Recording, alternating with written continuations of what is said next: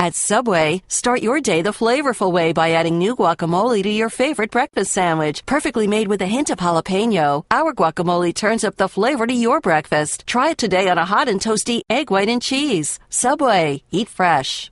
Before we get started in today's show, I want to tell you about Stamps.com, longtime sponsor of the BS Report. It's quick, it's convenient. More importantly, it's really, really easy to use. You do not have to go to the post office anymore. You can just stay home. Make your own office, your personal post office. You can avoid lines. You can avoid just standing there as somebody mails some package, some 79-year-old lady. Who needs that? Make your own mailing and shipping from your house. Stamps.com. Put in the top right of the site, BS. You'll get a deal and a scale and a whole bunch of other things. It's a great product. You can buy and print official U.S. postage using your computer and printer. Stamps.com will give you a digital scale. It will automatically calculate the exact postage for any letter, any package. They'll even help you choose the best class of mail. Wow. Why go to the post office? Just give it to the postman. Stamps.com. Check it out. The BS Report is a free-flowing conversation that occasionally touches on mature subjects. The BS Report. The BS Report with Bill Simmons. Welcome to the BS Report. Big NFL playoffs last weekend, conference finals coming up. Patriots are playing Indianapolis and Seattle and Green Bay. Lena Dunham's here to talk about it. What do you like? I told you that I want you to make a list for me of who I'm supposed to root for, and I'll root for them. And I told you it's too late. You said that I either have to date an athlete or give birth to an athlete in order to ever care. That's the only way you'll ever care. I told you I care about women's tennis. That's interesting. Why do you care about women's tennis? Because I grew up watching it because my dad cares a lot. My favorite quote from my dad ever was that he said, sometimes I wake up and I just wonder, what is Venus Williams doing right now? How does she feel? Venus Williams. He's obsessed with Venus. So did he feel weird that Serena just leapfrogged her?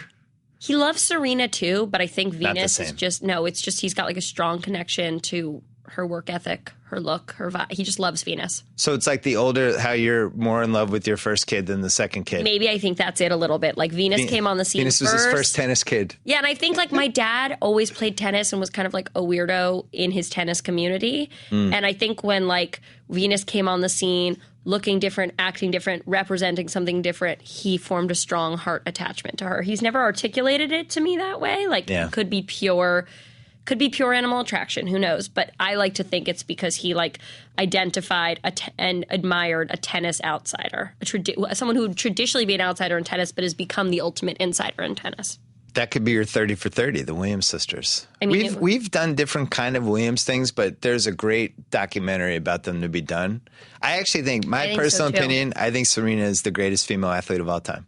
Really? Yeah, I really do. And I mean, they're both obviously incredible to watch. Like my lack of understanding of the rules of play prevents me from saying that. But obviously, both of them are like watching like wonders of the world in action. Right. Martina and Serena were the only two that if you saw them in person, you actually remembered seeing it because they were so dominant. I saw Serena in Wimbledon when in the 2012 Olympics, and she was just athletically on another plane. It was like unfair. I have bought things at the Adidas store purely because I saw them on Venus and Serena Williams and then like worn them as casual wear. And she kind of doesn't get enough credit from a femininity kind of pushing the barriers standpoint for some of the outfits. From a feminist perspective, or if you mean, because she was just like, I don't care. I'm showing my body off. And well, if you think about it as like if you think about like the athletic field as the equivalent of a red carpet, they've been making crazy daring choices from the beginning. The whole time. First, the braids, those incredible braids with like and also how they came in so strong with like a visual reference with those beads, and then like all of their outfits are amazing. They design them themselves. Yeah. They have a real vision for them. And then what I also love is that in her spare time, Venus is an interior designer. Do you have people that this is going to sound weird. Well, we might as well get weird. We're going to get weird anyway. We're always going to get weird. There's certain people that you just want to stare at, and it doesn't mean like you're in love with them or anything, but you're just like, I just like looking at this person. Yeah. I don't get to see people like this normally in my everyday life. And I feel like Serena, if she was there, I'd just be like, can I just stare at you for 10 minutes? Because she's the most beautiful, she's just, compelling. There's no other person that looks like her. Yeah. I just want to stare at her. And there's no other person that I think you and my dad are super on the same page about this. I felt that way about Manute Bol, too. Who's that? He was a 7'7" basketball player. And you wanted to stare at him? I just felt like, wow, can I just stare at you? I really get it. Yeah, you get it. I just I love what the Williams sisters represent. I feel like I met Billie Jean King. Billie Jean King, I never wanted to stare at for 10 minutes. You didn't? But also a hero in her own. Oh, it was so exciting for me to meet her. That's like my dad kind of in a part of my feminist education was my dad showing me that match when I was a little kid on VHS. Oh, yeah, when she beat Bobby Riggs, which is now allegedly probably fixed, but that's all right. Which I don't want to know about. You know what? Billie Jean King had an important part in my life. What did she do? I'm going to say I was in 5th, 6th grade, somewhere around there, and she got sued for palimony by her longtime assistant. What is and it turned palimony? Out palimony is like alimony. With your pal? I guess. I think it was called palimony. It was like non-spouse. And it was like they had a long time affair, but she was married. And then, but this was like 1980 or 81. It was a woman. At that point, Billy hadn't come out yet. Yeah, not just that, but this was like 1981. Yeah. And it was like a news story in the sports pages. I used to read the sports pages every day, and I'm reading this. I'm like, so cute imagining you reading the sports pages. I got my little goggles, my giant glasses on. I'm like, Dad, why is Billie Jean King? It's a female, and she's suing Billie Jean. I don't understand. My dad's just like, well, sometimes, and all of a sudden we're just having the conversation. That's incredible. Yeah, so that's that was how you my found first out one. about gayness. Yeah. I was just a sheltered little. Wasn't really in yet. Funny fact: the way I found out about gayness was because Gabby Hoffman, who's an actor on my show and is also on Transparent. On my show, she plays Adam's sister, Caroline. Yes. Then she is one of the stars of Transparent. Amazing actor. Been working since she was a kid. We were sitting together. I was 3 and she was 8, and we were watching Nuns on the Run. And she was like, and there was like intimations of homosexuality in the film Nuns on the Run. And which is like, do you remember that? As like guys dress up as nuns to go on the run. I remember but I never saw. Idiotic. But anyway, she goes, do you know what gay means? And my mom was watching, and I was like, yeah, it means happy. And she was like, no, it's not. It's when like a woman touches another woman's vagina. So Gabby, who's still my friend and is on Girls, is 100% responsible for my knowledge of homosexuality. Wow. Mm-hmm. She was your teacher. She and her friend Garrett, who were both 8, these like cool 8-year-old girls, were like, well, we know what gay means, and it's not what you think. Wow. Yeah. And then my mom was this like, podcast went in a direction I wasn't expecting already. But that's what always happens. In your book though, you mentioned how your sister came out when she was like 17, and you had no idea whatsoever. You were completely floored, and your friends were like, what are you talking about? How did you not know? They were all like, well, she was like a 3-year-old little gay kid. Like, she used to like walk around in a leather jacket telling people to call her Jimmy. She and I actually had a fight last week about whether she wanted to be called Jimmy or Johnny. Grease has the funniest thing she says, where she says that she was briefly straight between the ages of 7 and 10. It was a phase. It's the best. No, she's awesome. I also think I just thought like our family was so kind of like odd that like that we had done all the odd things we would do. Yeah. And it actually like when she came out, I was like, oh, this makes sense. Like there had to be one person who was kind of like pushing. Not that being gay is in any way odd. It's just for a family of like kind of people who consider themselves fairly eccentric, adding one gay person to the mix works for the family self-image. It fits the dynamic. Yeah. What did your family think of your book? Like you writing so candidly about everything? Like, cause you're writing a book like that and you're basically like, I can do the half-assed, I'll spill some stuff, but not really go for the all out unbearing. Or I'll just go all out, and it'll be so much stuff that it'll be hard to stand out because I'm throwing so much super personal stuff at you, and you went for plan B. I went for plan B. It was funny because I was reading Amy Poehler's book, which I love, and came out a month after mine, and she does this really incredible job of like being really emotionally honest without revealing like the exact details and chronology of her life. Like she describes the feeling of being divorced without going into like actual details of her divorce, or she talks about like the experience of being young in New York without like, you know, describing like tripping home from a bar with some guy. Like she just does a really great job of sort of like protecting what's hers. The PG version. Yeah, the PG version that doesn't feel like you're getting cheated in any way. Yours was like, I don't even think it was released in some states. It was more like the version. It was like the NC-17. Like people were protesting outside the theater. I would send things to my editor sometimes, and he'd be like, he has 2 daughters who are 10 and 12, and he'd just be like, this fills me with so much dread. And all I could say was like, I think I'm weirder than some girls. Like maybe you'll be spared this, but I don't know. I think everybody's weird. I think you're just. I read the book and thought she's just being super candid. I mean, Like, and nobody's candid anymore. This is, we live in a world now where everybody's just, it's like little tiptoes. Everybody's trying to present some form of who they are, but they aren't really. And you're just like, here's the book. well, let's just say for better or worse, my book was not vetted by any public relations experts. And that feels fine to me because I don't think that's what memoir is supposed to do. But it's the funny thing about when, I wrote that as a person who's obsessed with the craft of memoir. Like that's always been I have like 15 memoirs piled on the side of my bed at any given time. It's my favorite genre. I really think about it as an art form, and I really tried to like make something that was an entry into like personal essay, memoir, like the world of writers that I admire, everyone from, Nora Ephron to Joan Didion to, some of like the women of the Beat generation who wrote about their experiences to, like there's some really... You had a game plan, you put thought into it.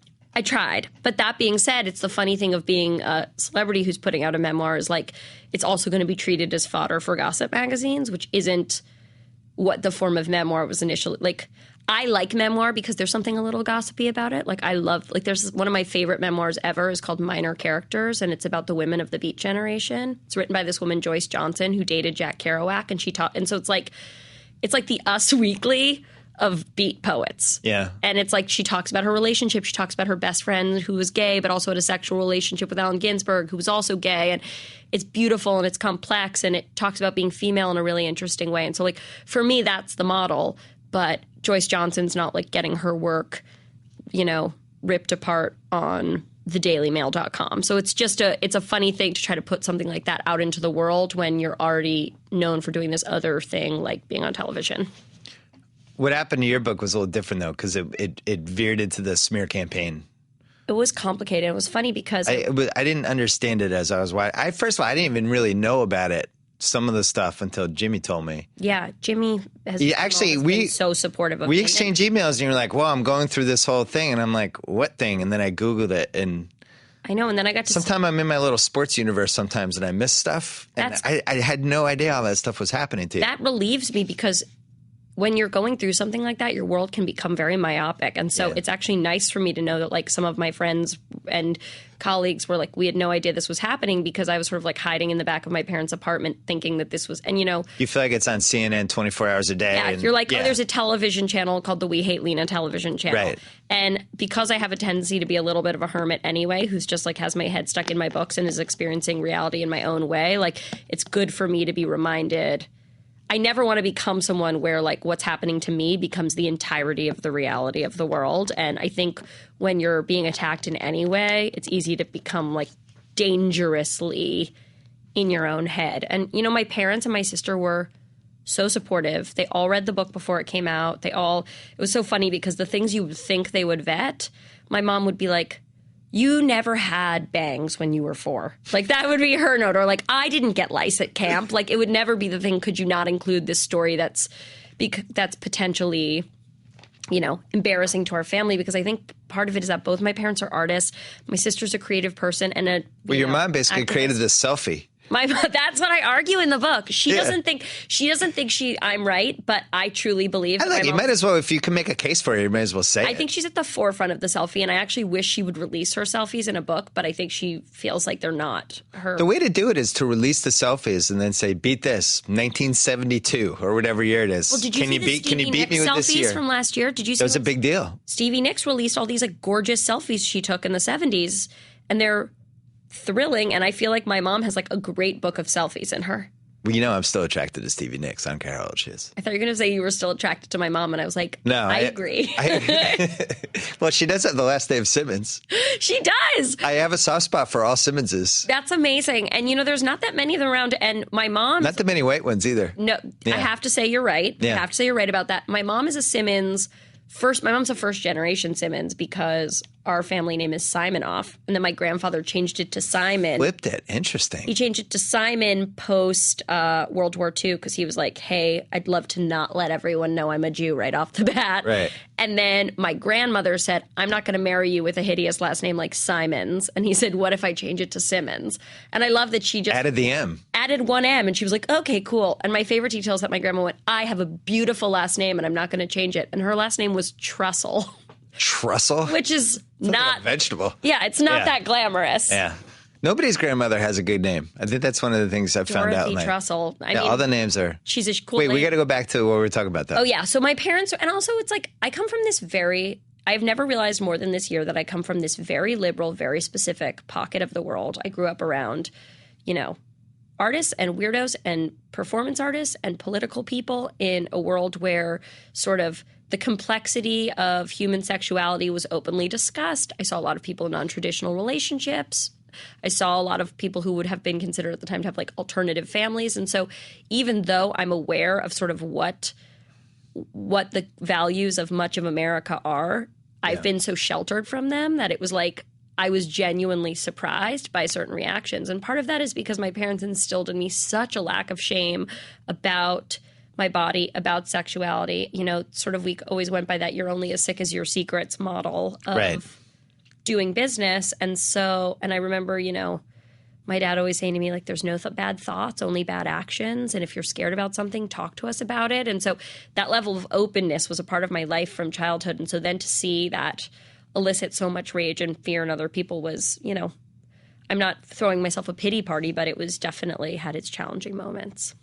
Well, there's a lot of things I didn't like it, obviously, but, we're friendly and, I'm always was worried about you, but also like just for creativity in general and honesty and just anything, like I'm really worried that we're going to end up in this world where nobody says anything. And it's like, if you can't write that book without some sort of giant backlash / smear campaign / everyone trying to gut everything they can out of whatever, that kind of worries me. I mean, it's an interesting thing because, I am a person, obviously a firm believer in creative expression. I'm a firm believer that we should all be allowed to express ourselves creatively, and then some people should be allowed to go, I don't want to listen to that. Like, there are plenty of comedians working who offend my sensibilities as a feminist, and so I don't ask that they be banned. I just make the personal choice to step back. And I think, it was painful to be accused of being things that I know I'm not. Yeah. And to sort of have what I thought was a very natural childhood experience and curiosity vilified. But at the same time, I also wanted to be really sensitive. Like, I don't care. I can spell it out really clearly. I don't care what conservative white men think about me, but I do care if anything I write is painful for survivors of sexual abuse, if anything I write is painful for other feminists. I care. The difference between not caring sort of what your sort of like enemy party thinks of you and caring about how you affect people whose values line up with yours is very vast. And so I always try to walk that line between being sensitive to, making work for me, but being sensitive to the fact that there's a lot of different people who've been through a lot of different things, and then tuning out the people. There's a certain audience who will never be pleased with anything I do. So to try in any way to predict their reactions or pander to them is a hopeless pursuit. Well, you also were victimized by two different parts of your book. People just pulled tiny excerpts from that were totally out of the context of what you wrote and how you wrote them. Yeah. And I think that's a really dangerous outcome of what's happened in the Twitter generation, where it's just like you see this happen in sports all the time. A guy will say something at a press conference. They'll pull the quote out, and then you find out the actual quote was in a different context, or there was more to the quote. Well, definitely, I was trying. It's never a good look to stand there being wildly defensive. And I regret, like, my first reaction was basically to go on like a Twitter rampage because I was concerned for myself, concerned for my family, concerned for my sister, who's my best friend on the planet. And who had we should give some background for it because not everybody probably knows the story. You wrote something about when your sister was a baby.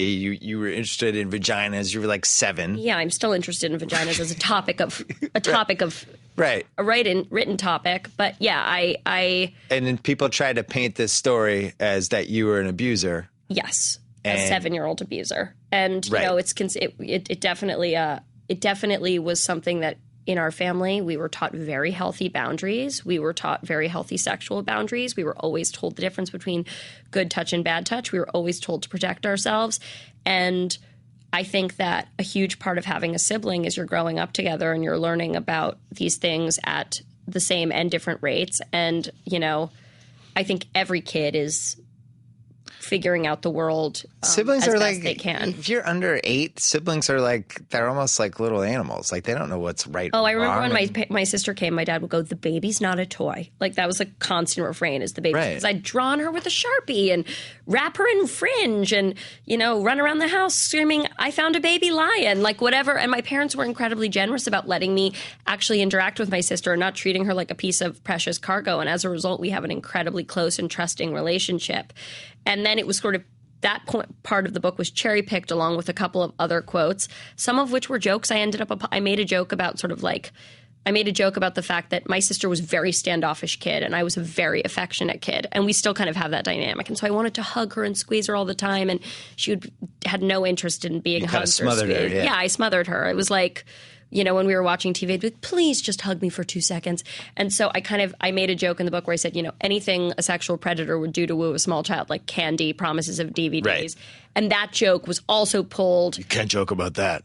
No, and I apologize because I recognize to be clear, I recognize as a survivor of sexual assault that reading certain things can be an incredibly triggering and painful experience. And so if my book did that for anyone, then you feel bad. then I feel awful. Yeah. But what was mostly happening was a cherry picking of quotes from different parts of the book to create an abuse strategically wasn't there. picked smear campaign quotes. Basically. And I have to say that article came out the day after I'd launched a Planned Parenthood campaign and the day before the midterm elections. So I just, you know. Oh, that's one thing I'll never say about right-wing websites. They're good at what they do. They know how to do it. Yeah. They line it up and they knock it down. It's just strange that you got sucked into that whole thing, though. There's a lot I don't understand about life, but being a woman who speaks publicly, being anyone who speaks publicly and openly about politics is a vulnerable position to put yourself in. Being a woman who speaks openly and publicly about reproductive rights is a very vulnerable position to put yourself in. That doesn't mean I feel sorry for myself. I recognize completely that is a choice that I have made in my life. And as a result, it exposes me to certain things. So I know I want anyone to think I'm sitting here being like, "It's so hard for me," because right. It's not hard for me. I get to advocate for things I'm passionate about and express myself creatively, and I have an amazing job. But I never cease to be surprised by what can be construed as offensive, especially coming out of the mouth of a woman. What's interesting is, all right, so Golden Globes were last night. They were. Tina and Amy tell a couple Bill Cosby jokes. And the audience like cringes a little bit. I knew they weren't going to get in trouble. Me clapping and wooing like a crazy person. I was like, yeah. But weirdly a safe corner, because who's going to attack two women about making jokes about a guy who's been accused of like 24 date rapes and counting? At this point, the Bill Cosby situation, like I'm so proud of Judd Apatow because he's been so open and so He went kind of bonkers on Twitter a couple times. I mean, he's just gone hard at it because I think he's frustrated that he's a part of a comedy community where, you know, nobody wants to speak openly about the fact that one of their idols has done something. I mean, I'm always shocked by the public's ability to go, 24 women who aren't looking to act, 24 women who are never going to get justice in court and don't have an option of actually getting any money out of this and are going to get violent attention. One guy with everything to lose. Why don't we why don't we decide to believe the one man until these women are proven? I was more amazed that there was that 2006 People magazine article. That was I've long. done this for 15 years. I didn't know about the People magazine articles. Like, where was I? I was on the internet. There's lots of male celebrities who I've heard stories about, or there's one or two things have come out on the internet and it hasn't gone explosive. And it took a man, albeit a brilliant man, Hannibal Buress, to bring attention to this. I mean, Hannibal's one of the funniest guys in the world. Yeah. But it does make me angry that at this point 12 women had come out and it took Hannibal doing a bit in like a Philadelphia comedy club for people to actually listen to these accusations and care. And I think what's really hard is even if the court of public opinion is indicting Bill Cosby right now, his survivors do not feel supported. They do not feel heard. They're being attacked. They're in hiding. I mean, it's a really crazy reality. Right now, it's a really crazy world in which to come forward as a survivor. And, you know, the incidence of false rape reports is incredibly low, and yet, we continue to act as if it's like, a tool women are regularly using with which to topple the patriarchy, and that's just not true.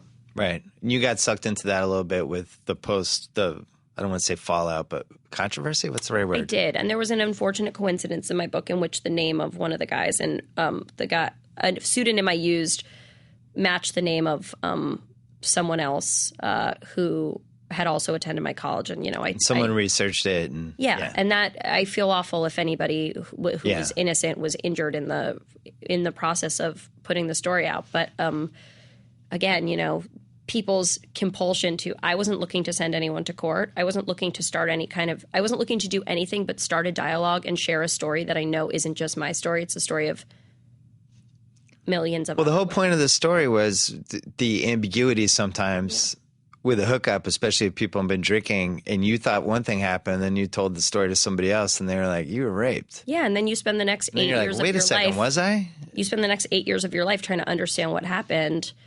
Well, that other person probably skips off and, bones 3 other girls that weekend at a party. And it's a really complicated – colleges are supposed to be safe spaces for women. And, in some way college sexual assault is a red herring for the incredible amount of sexual violence that exists across this country. And there's a lot of people who are even more voiceless than college students, but colleges are a great place to start. Right.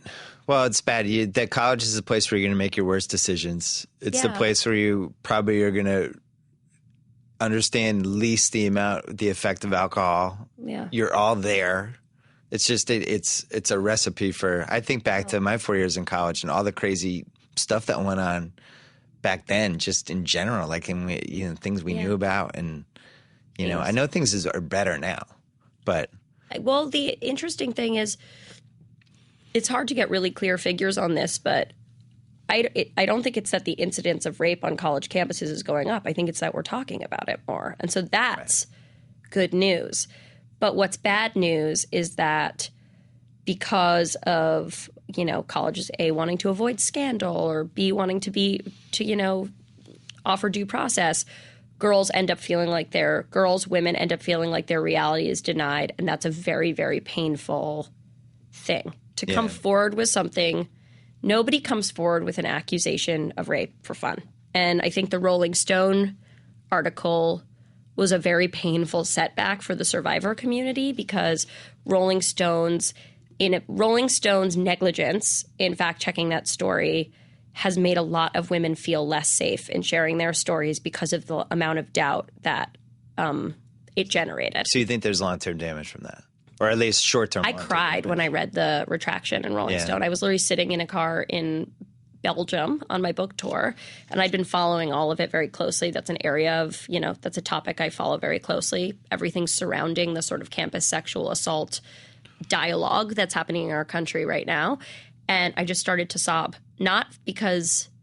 just because of the feeling of powerlessness and the sense that, and I hope against hope that the measures that Rolling Stone is taking to correct this, like hiring the Columbia Journalism School to research it and re-reporting the piece, and I hope the amazing, dialogue that's happening on campuses like Columbia counteracts what they've done. But it really felt like they had, stuck a big knife in the stomach of the movement in an attempt to be helpful. And it also was right around the time that I was facing those doubts surrounding my book. So I can't say that it wasn't personally. I can't say I was purely crying for everyone else because it just felt like a painful moment where that plus doubt around Cosby survivors plus what I was personally experiencing, it's like all came together. Yeah, in a really negative way. And I was sort of just sitting there like feeling so enraged and powerless. And I understand that, the road to hell is paved with good intentions. I'm sure Sabrina Rubin Erdely wanted to tell a story that would really bring attention to this issue. Unfortunately, it was deeply irresponsible reporting. Yeah. So if you had to do the book over again, other than obvious, just be a little more would you even write that book that way now? Once you saw is it fun for you that you wrote it now, or do you feel good about it? How do you feel? I have all these awesome, obviously I would do I've learned a lot about what it means to legally check a book. And I think that, it's funny when I'm, not laying blame on anyone. I'm just saying I would do I would obviously be sensitive to the fact that when I'm writing a story like that, I have to be extra, extra careful because there's a lot of attention on what I'm putting out into the world. That being said, so many awesome people, women, have talked to me about the book, and not just those chapters. Because you went on the big book tour and stuff. Yeah, it was so you the had most people... fun I ever had. My sister and I got to go across the country meeting like rad girls. Like every single one of them had like pink hair and like a cool sweatshirt. And I was like, I would be friends with any of you in a heartbeat. We got to bring Planned Parenthood with us. I had Emily's List with me. I had like this, it felt like this big festival, like women and arts and politics. Like How many people did you have at book tours? Like... What was the range? It ranged. I think my biggest night was 3,000 in San Francisco. Wow. Because you were renting out theaters and making it like kind of a night. Yeah. We were trying to make it like a thing. Like the idea of just going across the country, like signing people's books and being like, so nice to meet you, just felt like I couldn't do something that was so promotional. Yeah. And so what we tried to do was make it a night that would act like we had local talent opening and interesting people interviewing me. And we tried to make it a night that would actually really engage people rather than... a night that would actually really engage people rather than like sort of, just feel like a promotional tool to sell more books. And we had so much fun planning it. It wasn't like we had it was literally just Grace, my sister, and me like sitting there and debating like, will this be fun? Is this a cool way? We had like a banner that said like Lena Hart's Planned Parenthood that one of my favorite like Etsy sellers, this girl Fun Cult who makes like sparkly banners, made us at Fun Cult. She's awesome. She made us this amazing banner. We had like super cute Planned Parenthood volunteers and like little like Lena Hart's Planned Parenthood t-shirts, giving out condoms in these little bags. Like it literally, the first concert I ever went to was Lilith Fair. And in some ways I feel like I've always been just like chasing my Lilith Fair experience. Lilith Fair forever. I went the first year. Wow, the best one. In Farmington, Connecticut. And I got to see Fiona Apple, Tracy Chapman, Indigo Girls. I was going to say, if you didn't mention the Indigo Girls, I was going to get upset. Yeah, Closer to Fine. They're the Rolling Stones of Lilith Fair. It's so true. They're the real big actor. They've been at it for a long time. Oh, yeah. Paula Cole. I don't know if you remember her. Of course I do. And what was it? I don't want to. What was it? Yeah, what show is that? Dawson's Creek song. Got it. So in some way I was like, I just want to get Lilith Fair back. And I felt like there were moments where we got Lilith Fair back. Lilith Fair was pre-internet, basically. I got to be received go. a little differently. Lilith Fair 20th anniversary might be. The reason I got to go to Lilith Fair, which was pretty exciting, was that I was going to theater camp at the time with, I'm about to drop some names on you. I went to the same theater camp as both Gummer sisters, Mamie and Grace, and Lily Rabe. So a lot of my theater camp friends are currently working in Los Angeles. Wow. So we went to a camp called Impact, where we were doing a production of Midsummer Night's Dream, in which I played Puck, and which is an asexual role. And like Mamie and Grace and Lily were like, we're going to Lilith Fair. And I was like, oh, yeah, me too. Like, I just 100% How old are you? lied. Like 8? 9, 10? 9? Yeah. Lied. Then I went home and I was like, Mom, what is Lilith Fair? I said I was going. And maybe the right parenting thing would have been to be like, you have to go back and say you lied. But my mom, bless her soul, managed to get tickets to Lilith Fair. And I have this amazing picture that's my sister in like hemp overalls, me in like this like Laura Ashley dress, and my mom just sitting there like in jeans and a t-shirt, like in freaking hell eating churros on a blanket, watching Paula Cole. Were there any men at Lilith Fair? Was there one man? Like there was like probably like one man who was like selling rope sandals. And I remember being shocked, like seeing all this armpit hair, and like I was like, I came from a pretty liberal place, and I was like, there was this armpit hair on women, and it was like the most shocking, vulgar thing I had ever seen in my life. I since am used to it. I still feel that way. I understand. I started growing my armpit hair briefly in high school because I had a different camp counselor who did it. And then it was like 2 months, and I was like, I should probably stop. I say I don't have enough armpit hair for it to look cool. I have like 4 strands. You don't want to be halfway there with armpit hair. No, you can't. I have literally 4 strands of armpit hair. It's not a good look. So I couldn't help but notice with your book, you one last book tour question. Oh, yeah.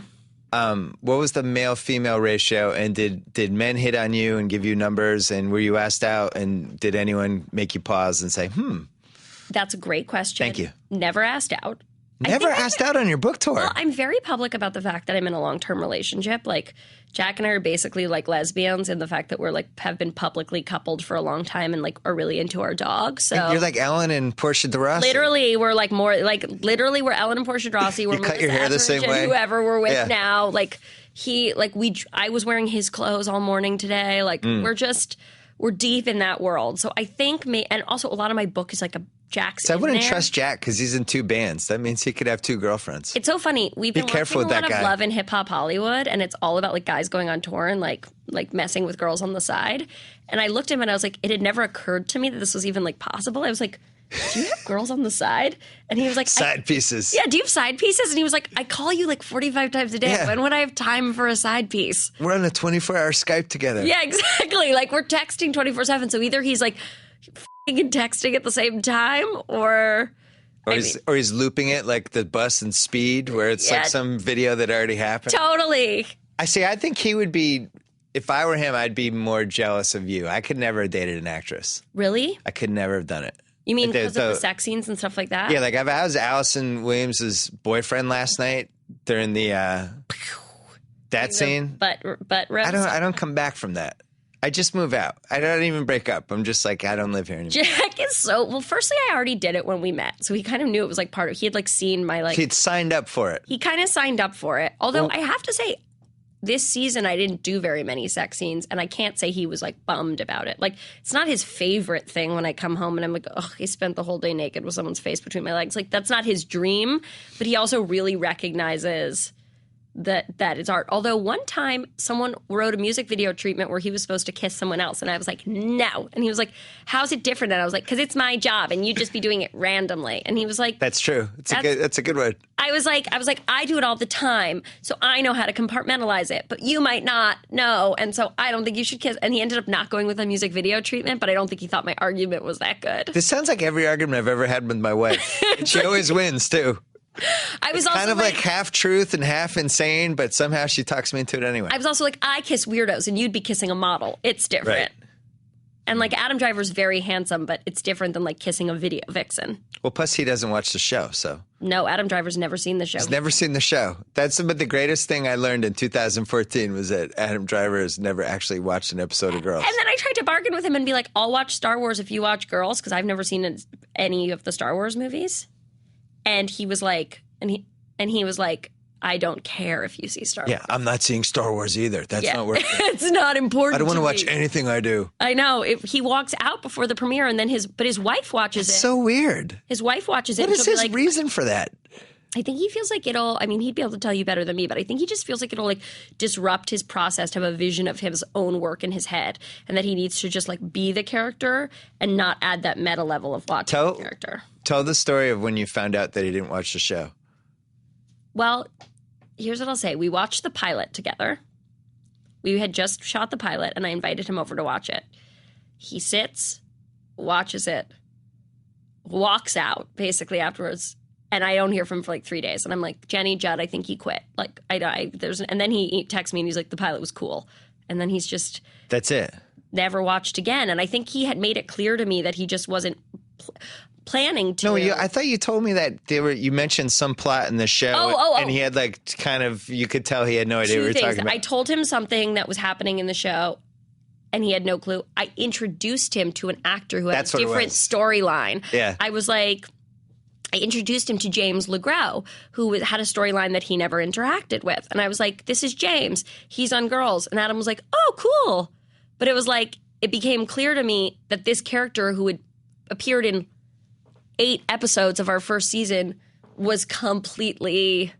I mean, maybe he'd seen him at a table. It was like they worked at 2 different Starbucks in different parts of California. Exactly, and had no clue who the other one was. Like, it was amazing to me. Or it was someone like, it was either James or someone else first season, but I realized, oh, Adam has no conception who that person is because they've been in totally different storylines.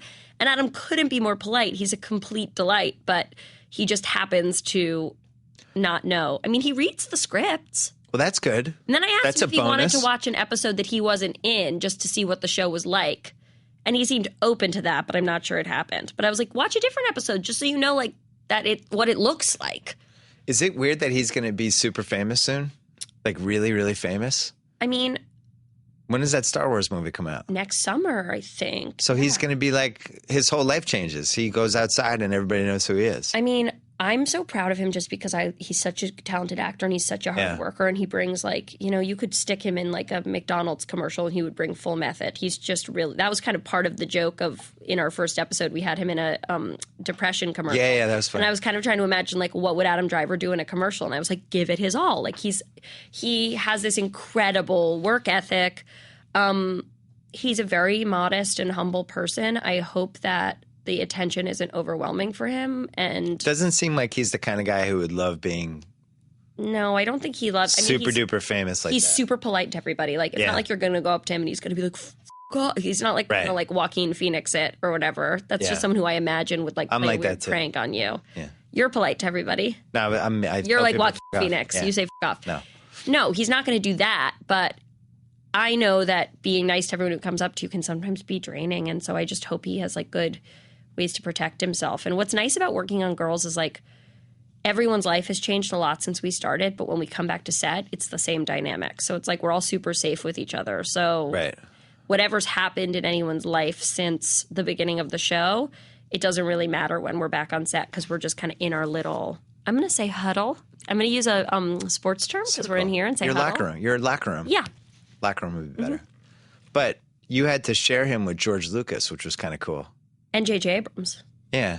That's cool that you ran a show that you got to share someone that worked for you with George Lucas. I felt cool about it. I felt really cool about it. Put that on the resume. And then I met Lawrence Kasdan, who's one of my favorite filmmakers, and was like, Adam's great in Star Wars. And I was like, how do you know? And he was like, because I wrote it and wrote another Star Wars. And I was like, whoops. Like, I have a really clear sense of his filmography. I'm a huge fan of all of Lawrence Kasdan's movies. And then just had this like horrible hole in my brain when it came to Star Wars.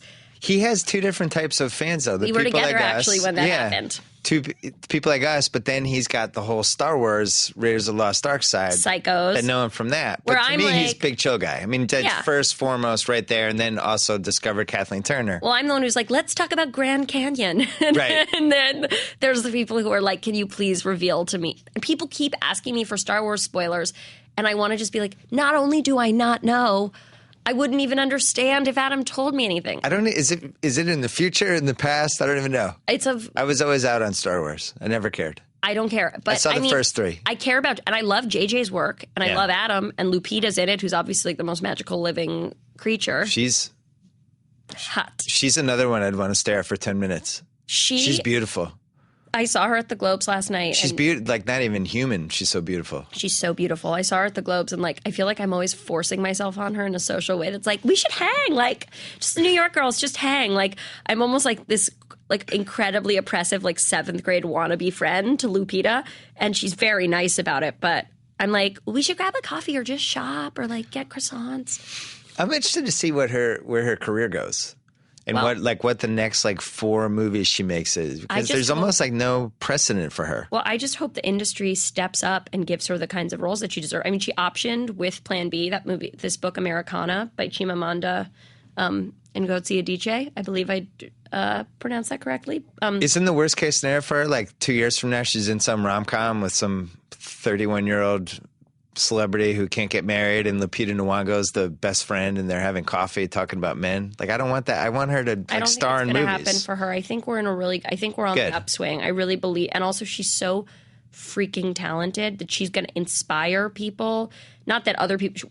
It's a combination of we're in a moment where I actually was just talking to Kerry Washington, and I was saying to her, like, I don't know if you know what you being on television. She's so beautiful and talented. And I was like, you being on television means so much and like people need to get their brains opened wide. And the fact is, like, I think that Lupita winning the Oscar, which was incredibly deserved, is a helpful reminder to people that a little baby step.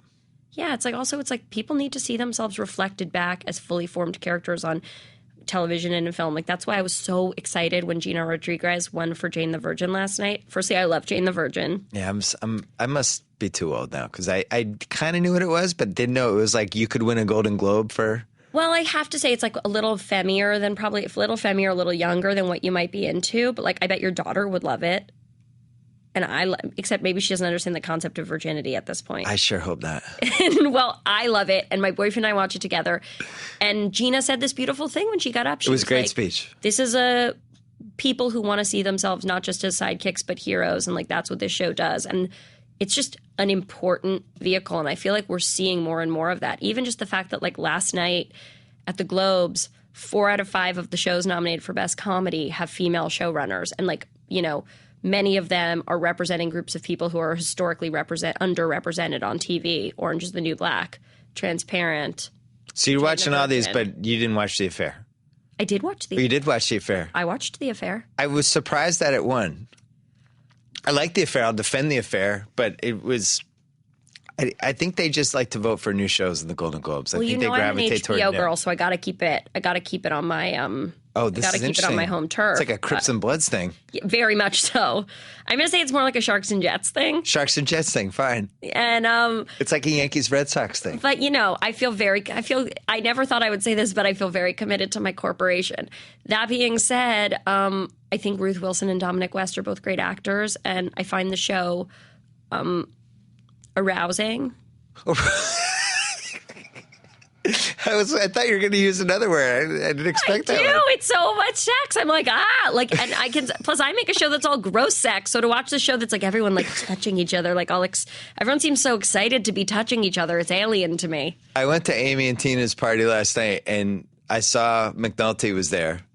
Well, I still call him McNulty. You just change your name. You're not Dominic West. You're McNulty. Is that I saw McNulty at Jemima's family Christmas party when I was 15. And I remember watching him dance and being like, that's a real man. Like, I didn't know. I was like, you didn't know he'd be McNulty / No, I recognized him from that movie 28 Days where which Sandra Bullock has to go to rehab. Movie. Yeah. And so I was like, oh my God, it's the guy from 28 Days. And I saw him dancing and I was like, and so since then, like The Wire, The Affair, what he is to me is the guy from Jemima's Christmas party. I ride with McNulty, but I saw him at this party, and then I'm thinking, like, if that girl from The Affair's there, how funny would it be to have an affair with the girl from The Affair? Like, you have the affair? Yeah, I was thinking, like, I just had, I was like 3 seconds. I was like, how weird would this be if I was talking to the girl from The Affair and my wife was looking for me and she was like, what the hell? Why are you talking to her? Like, she was the actual woman. I was talking to my friends, Peter and Barbara, and they were like, it's not a good one to watch with your significant other. Like, for weeks. I watched it right after. I'm going to dispel a myth here, which is people thought I canceled 2 of my book tour appearances because I was so upset about the rumors surrounding my book. It was The Affair. It was The Affair. I had to watch The Affair. No, I had to get my appendix out. Oh. And after I got my appendix out, all doped up, I watched the first 7 episodes of The Affair. And I was with Jack. And so the combination of the paranoia of painkillers and The Affair, I was just like, suddenly this whole world of possibilities of him cheating on me opened up. And I was like, are you falling out of love with me? I remember saying to him, are you like a car that's just slowly backing out of the parking lot? And he was like, I need you to either get off drugs or stop watching this show. Oh, we have to stop watching this show. Because it's too much. You know what my move is with The Affair? I think I told you this. I just make jokes the whole time.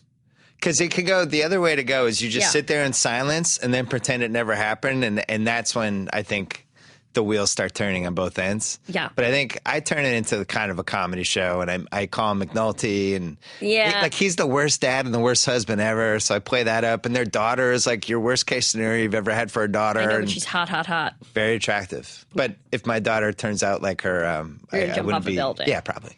I probably would. I really understand. But I'm hoping that I can prevent my daughter. Like, I have real fear because I really want a daughter, but I'm also just like, what if my daughter literally is like Phyllis Schlafly? Like, what if she literally is like against everything that I stand for and thinks I'm such a freak and a loser, and she hears about things I did in the past and is mortified and disgusted, and then she goes to UVA and joins a sorority. She's just against you from day one. Yeah, I'm scared. It's possible.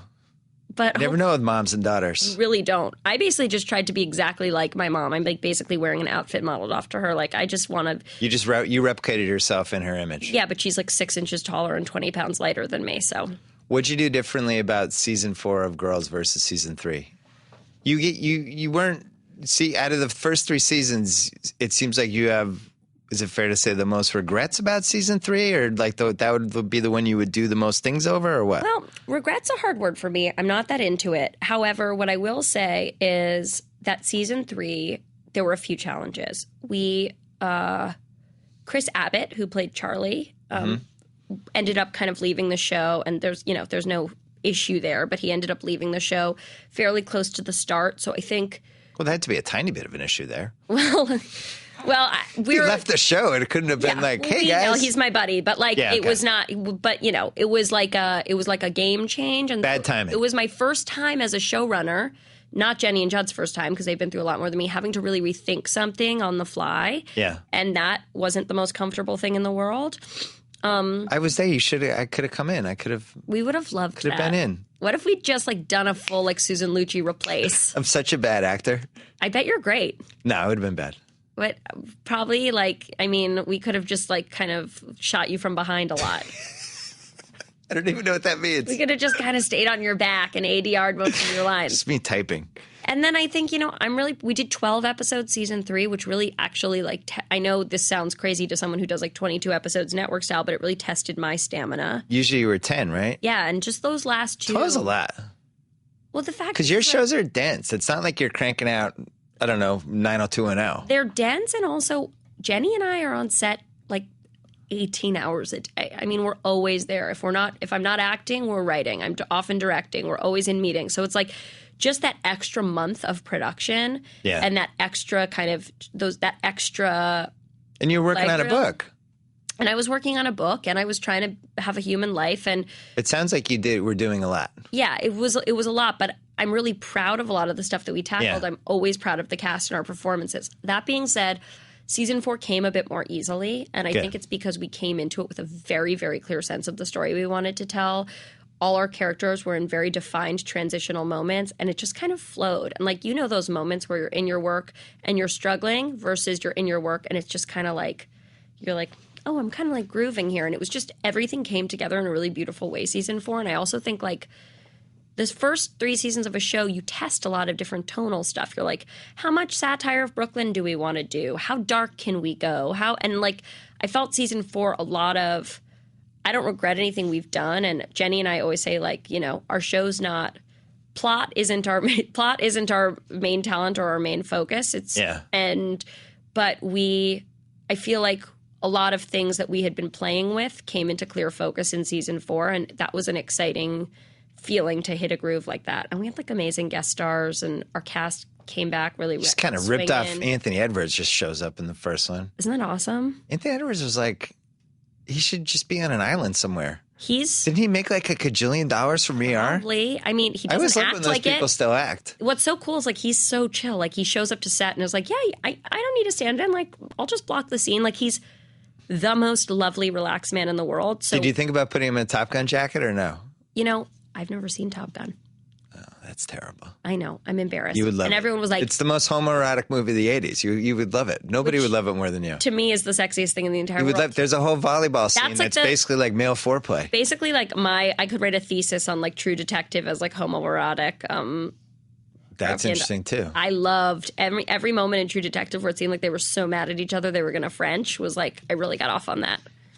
Does Jack get jealous of Jenny? Because it seems like you spend more time with Jenny, who's runs a show with you than anyone on the earth, right? Question. I would get jealous of Jenny. Okay, Jack said to me, "Count how many times a day you text with Jenny," and I said, "It's not that much. Get it together." And he goes, "Because I delete my texts." Yeah. So smart. And so he was save your texts with Jenny for a day, count them. I made her do it. This was a slow day for us, and we had texted 162 times. So we have a very involved relationship. Yeah, that's interesting. Because we're best friends and we're work partners. What happens if you guys get in a tiff? We don't really fight. You don't get in I tiffs? have to say, I once said to someone, I was we don't fight, we just cry together twice a year. Oh. We agree an almost freaky percentage of the time, and when we disagree, it's a constructive conversation, which if someone else were saying that, I'd be that's bullshit. But we really connect. We love this. We very rarely disagree about something we're watching. We very rarely disagree about something on set. We just have a very compatible aesthetic, and we have a very compatible, we're not the same, but our emotional sometimes you have friends like that. I've known my buddy House since 1988. We've never had an argument. It's the best. Never had an argument with House. 27 years. When I met Jenny, my mom said, "It's so great you finally have a friend." She was like, I was like 24, and she was like, congratulations. Jenny gave you my favorite part of your book. Oh, Sunshine Stealers. Sunshine Stealers was Jenny's could have been a book. I like that you gave her credit, though, because you could have just stolen it. And then she would have been like, you didn't tell me that, Jenny, and you could have done that whole thing. I feel like we all have enough intellectual property. Why would we ever take it from anybody else? You should always else? Credit your friends. I think you need to credit your friends. Also, then it proves you have friends. Right. That's true. It's self-validating. But I actually thought about calling the book. I didn't them, but they yelled at me. But that's your next book. That's my book when I'm 80. See, what I loved about this first book for you was how it set up the second book, because you didn't really waste any industry stories at all. And you still have you saved 99% of them. I'm not all your trying to show brag. running stories, all your I've HBO got movies. good stories. Just like so many That's gonna be the stories of best. just like freaky ass behavior, mostly on the part of men between 50 and 70. Well, you teased it, though. You just ran quotes, but you didn't attribute them to celebrities of offensive things celebrities have said to you. Kristen Gillibrand. Everyone was like, Kristen Gillibrand, name those senators. And people were like, Lena Dunham, name those directors. And we were like, no, we're going to take the classy route. Wait. I just don't see any reason. It's like, it's not about who did it. It's about the fact that it's happening. It's nice to have in your back pocket. And it's funny. I had this feeling where I was like, I hope they know who they are. And then I realized that those types of guys are so self-involved, they'll never see them. Probably they won't read the book, A. But B, they'll never see themselves in my representation of them, because that's what it means to be an aging male narcissist, is you're never, ever going to be able to recognize your own behavior unless you're Philip Roth. Interesting. I like what you did there. Wait, explain what sunshine stealing is to people who don't know what that is, because I thought I was really smart. Thank you. And you're not a sunshine stealer, by the way. You should know I have my own sunshine. You have your own sunshine. You've got like your great life. Like talking to you replenishes me rather than drains me. Oh, I appreciate. I'm like vitamin C. Yeah, you are. You really are. But explain sunshine stealing. So I hope I define it properly, especially because it was Jenny's I'll help you, term. because I just read it. But basically, it was like the idea that there are certain men who... Does it have to be men? Why can't it be both sexes? I guess it could be women, but in this context, I'm dealing with women. It feels like a different dynamic. Like men. Maybe it's a spin-off theory. Maybe it's a spin-off thing. Like I remember. Do you remember that episode of 30 Rock with Tina Fey? Full moon stealing. Yeah, full moon stealing. Do you remember when Tina Fey like meets her idol in the form of Carrie Fisher, like an older comedy writer, and she turns out to be like a freaking nightmare? I don't, but it's a great episode, and I feel like that is a very valid depiction of a certain kind of like relationship you can have with an older woman who you admire. But in terms of Sunshine Stealer, the definition that Jenny and I came up with was like an older man who wants to engage with you on a level that's not necessarily sexual, but is like dominant, controlling, and involves them being like, I want to protect you. I have a lot I want to teach you. But what it actually is like sucking the joy and creativity from you in an effort to remain youthful themselves. Creatively, you're filling some sort of void for them. Exactly. You think it's like, I'm going to be your mentor, but really they're just... Yeah, they feel a lack of relevance, and so they're trying to suck what they can from you. And like... But Judd Apatow's not like that. Oh, Judd Apatow. Right. Here's what I'll say that's the biggest That's why you like Judd Apatow. I love him. He's my bestest friend. Right. I always call him my work brother, husband, son. Right. But my work brother, husband, son, Judd Apatow, is great. And what I can say that's the biggest compliment in the world is I basically feel genderless around Judd Apatow. Like, I don't even feel like I have a vagina in his presence. Like, it's in his world, it's all about, like, is the idea good? And he doesn't really care who it comes from. That would be a good quote if you wrote a book. That could be your blurb. I don't even feel like I have a vagina in his presence, Lena Dunham. Yeah. Put it on the back of the book. I don't. And it's the best. And he's also like such a great dad and such a great husband. And he's got just like respect for women, which is part of why he's gone so hard at this Bill Cosby thing, is because the idea of women being unheard makes him bonkers, which is why it makes me so crazy when people are like, Judd Apatow's movies are misogynistic. And I'm like, why don't you look for misogyny where it actually exists and not in the films of a guy who's written really interesting female characters? So you feel like Hollywood has a lot of people who are just kind of waltzing around looking to steal some sunshine from up-and-coming people who have some good ideas or a little creative light or whatever. In college, my friend Miranda made this thing called the misogyny list, which was a list which was supposed to be like a list of all our campus misogynists ranked. Yeah. And at Oberlin, it's a big deal to be called a misogynist. You don't want that to happen to you. So I could make a list of Hollywood sunshine stealers and distribute it to women entering the business, but I won't do that yet. That'll be the 7th book. That'll be the 7th. And you won't be on it. Well, I used to be a And chauvinist, but then I had a daughter. Do you think you were a chauvinist when you Definitely. had a daughter? Yeah. What form do you think it took? I think, well, I had this whole thing about how sports fans, I liked it was like our last male thing. You like that it was Leave like, us it's our alone. last Why do you have to place. watch football with us? Like, why? Like, just this is our thing. Get Can't out you of just here, leave us Cameron Diaz, with your cool attitude. Yeah. But then when I had my daughter, I was like, wow, my daughter like totally changed my outlook on just about It's like all a male beautiful female thing things. to hear. Yeah. Well, what I like is like the thing that is true is like I really like men. I need to be around them. They make me laugh and they make me happy, and I need that balance of male and female and gender queer energy in my life. But I also think that men's positions can really change over time based on what they're exposed to and what they're open to. And so the idea that once a chauvinist, always a chauvinist is not true. Like there's a lot of people who are reformed, and I'm sure you weren't No, I'm probably being too hard on myself, but you were probably you understood the difference between right and wrong. You were just defending what you felt like was your male turf. Also, like it was my column, and you play certain.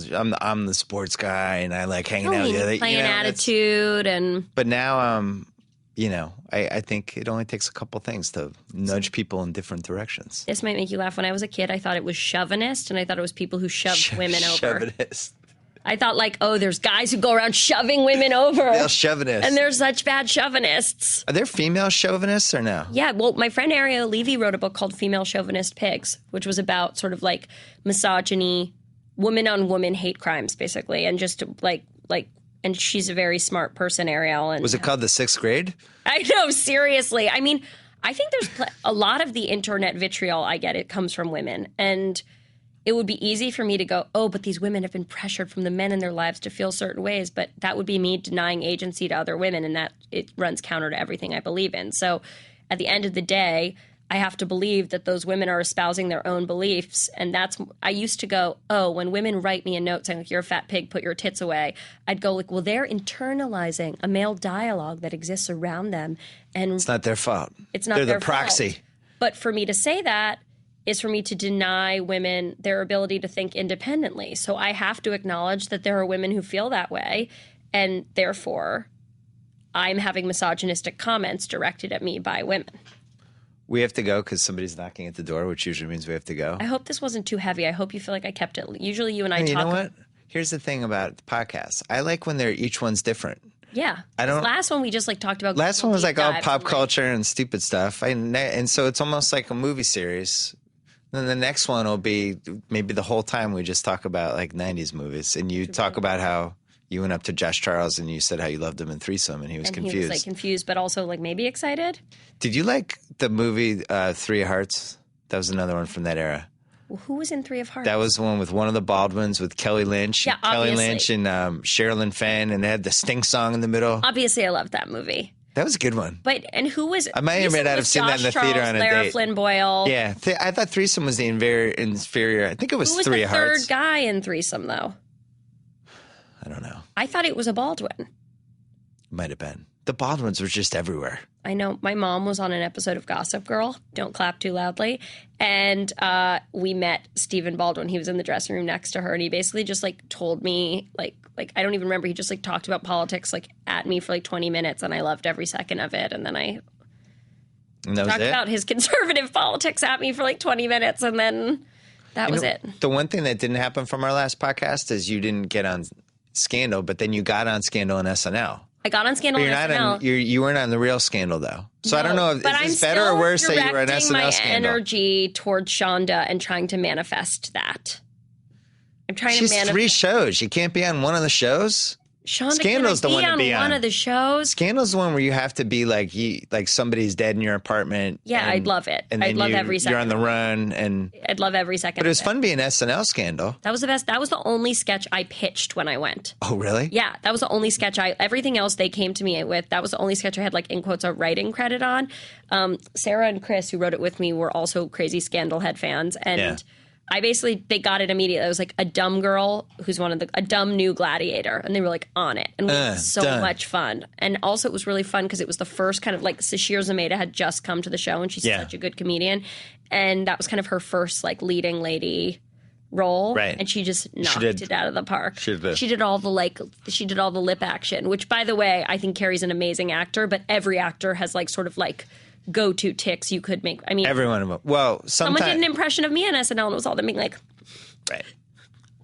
and I totally. Only rarely does it actually ruin the character for the people that know. Like, Yeah. and one of those was when Anne Hathaway did Claire Danes in Homeland, and it actually like hurt how I watched the character. I from didn't think point that on. was a nice impression. It I was- like Anne Hathaway, and Claire is a really good friend of mine. It was almost too far. but I was like, God, It was a come great on. impression. Also, Claire is the best crier in history. I mean, ever since Romeo and She's Juliet, got multiple cry moves. I give her the award for best crying goes to Claire Danes. Today, yesterday, and She's forever. crying right now. We're just talking about her. She's so beautiful. She's also like the smartest I'll tell person you, you've he's an ever met. underrated crier. Who? My man Tom Cruise. Really? Oh yeah, God. he does a. Oh yeah, you're right. And Jerry Maguire, he's like, He does. He fights it off, but the tears come. I like Tom Cruise when he's crying. I like Tom Cruise when he's running. do you like him when he's laughing? I like when he's over laughing. I like when he gets upset. And Tom Cruise is back, man. Edge of Tomorrow was huge. Was it really? We're in decade 4 of the Cruise era. I don't know anything about it. Like, if you could not tell me, if you were like, what was the most popular at the box office this year, I'd be like, Whiplash, starring J.K. Simmons. Like, I don't know what. Another Simmons. He's great. Yeah, and he's great. I met him on Jimmy Fallon last week. We played Pictionary, and I whooped his ass so hard. And it was not a joke. Like, I've never won anything in my destroyed him? life. And Steve Higgins and I destroyed Jimmy and J.K. in Pictionary, and I have never been prouder. I wanted SNL to do a mash of Oz and Whiplash, where it's Schillinger, the Oz prison rapist, as the drum teacher. I felt like would have been the easiest SNL parody ever. That's amazing, except I feel like the Oz audience like might not be tuning. I feel like they Probably not. I don't know if it's a huge Oz audience, but my that would dad's have been in the Oz my audience. Oh, I love that. My friend Michael Doyle had to lie face down with blood on his butt. He played like the little pretty rich boy. Oh Oz. boy.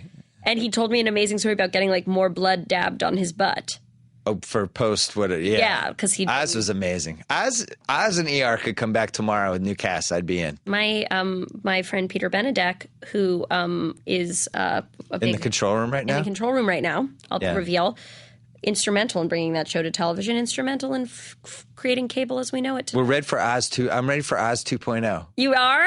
I am. Let's do it. I'm ready for Oz 2.0. I also promised my Teamster captain Eddie Iacobelli Jr. that I'd give him a shout out because he's such a big Bill Simmons fan. Oh, thanks, Eddie. And you're the person who basically gave me credit with the Teamster community because they were like, I got called into Eddie's office. He was like, hey.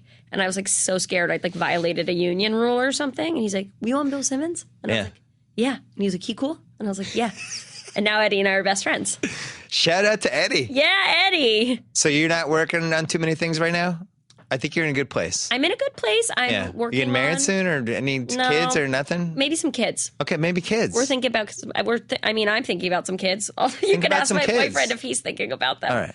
But no, we don't have any getting married plans. We have a house. We're really into our house. You option a couple movies that you're kind of working on secretly. I'm working on some secret movies. Jenny and I have a production company. We have a documentary that we produced. Our first thing as our company, Casual Romance, is coming out in March on HBO. It's called It's Me, Hillary, A Portrait of Hillary Knight. It's me, Hillary, the man who drew Eloise, and it is a portrait of Hillary Knight, the man who drew Eloise. And you're doing our 30 for 30 about Lilith Fair. 30 for 30. Our first non-sports 30 That's for my 30. dream. No, I told you I want to do the Steffi Graf 30 for 30. Oh, yeah. Just about how great her legs are. Yeah, just explore the Steffi Graf. Or do you want me to do the 30 for 30 about the brief period in which Barbara Streisand dated Andre Agassi?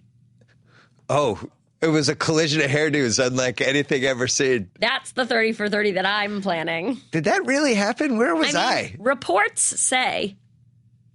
I'm going to have to research that. I love that idea. There's a lot of, in Brooke Shields' new book, there's a lot of fun Andre Agassi trivia. There's an amazing moment where she's I like that you read Brooke Shields' new book. I read excerpts and it's very good. Okay. And there's an amazing part where she's like, basically where like Andre admits he's addicted to meth or some crack. Yeah. He admits he's been soaking crack. He admits he's been doing some drug that like you and I would not do casually. Would not even know And what it Brooke's looked like, like. I didn't understand why he couldn't entrust me, especially because I had been so supportive to him when he revealed to me he was wearing hair pieces. So that was his other big secret, was that he was wearing, like when he revealed that his hair was a wig. Was that a secret, though? I mean, I never at any point in my life felt like that was really his hair. no.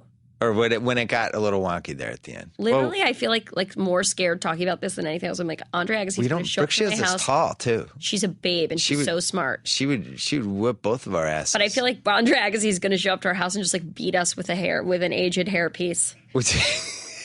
He's from Vegas too. Yeah, he knows people. With people from Whenever Whenever someone tells me they're from Vegas, I'm like, back slowly. Kimmel's from Vegas. I know, trust that dude either. I trust Jimmy. Yeah, but he has a dark side. I've seen it. Really? Oh yeah. All he ever does is like make me fresh mozzarella and like talk to me about. He does. He stuff. cooks. He's very doting. Yeah, he's a doting friend. By the way, I think I want to just take a moment to let you know how great your beard looks. Thank beard you. season. Beard season. It's winter. It keeps me warmer. Yeah, you look great. Thank you. I appreciate it. Lena, it's an honor to be here. 10 Girls episodes. 10 Girls episodes. First one aired last night, and then we've been renewed for season 5. So good. We know we'll make at least 52 episodes of Girls over the course of history. And when does your book come out in paperback? I don't know yet. Oh, okay. I guess you're supposed to just keep trying to shill that thing hardcover till people give up. Yeah, pretty much. But people have been really nice about it, and I have to say, in conclusion, that I'm always grateful to start dialogue, whether it's personally painful for me or not. And yes. I'm grateful to all the people who bought the book and to the people who didn't, and to you for having me here. Thank you. I appreciate it. Good luck with everything. Lena Thanks, Dunham, Bill. everybody. Check her out on Twitter. Blah. Back in the BS Report later this week. Take care. So I get to sign off. Whoa. Thank you for downloading the BS Report with Bill Simmons. Too much fun. Check out more podcasts at the iTunes Music Store or at Podcenter at ESPNradio.com. Peace out. Gotta say, Golick, great call on grabbing Subway for lunch and getting guacamole on our subs. Told you this new guac really amps up the flavor. Yep, something adding up things can be great. Guacamole on your sub, a new co-host to replace you. What was that? Oh, no, nothing. Subway now has deliciously rich new guacamole made from ripe Hass avocados with just a hint of garlic, onion, and jalapeno. Discover how new guacamole turns up the flavor on any of your freshly made favorites. Subway, eat fresh.